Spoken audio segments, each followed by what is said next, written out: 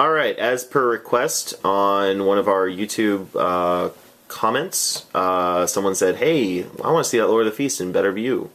So here's my Lord of the Feast. What I did was I basically used brass rod and green stuff to make a scythe.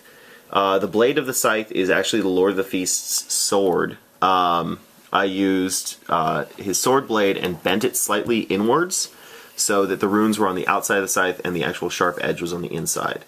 The whole reason why I did this was because the Lord of the Feast has reach, and his sword is way too small to justify him having reach, so I really wanted to give him something that looked cool.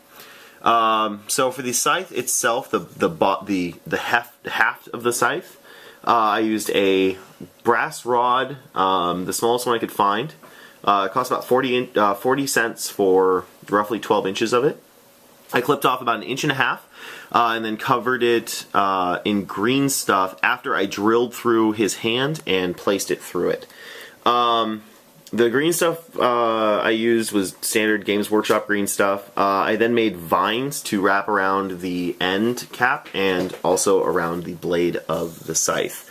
Unfortunately, he's not painted, but he will be at some point in the future once I have time. The model itself I found was actually quite unappealing because of his raven being so close to his damn horns. I was going to do something about that, but I got lazy. I wanted to use him. So yeah, he's a cool model in the game. Model himself, I'm not too big of a fan of, but hey, you know, beggars can't be choosers. So I'll go into greater detail once I finish painting him up.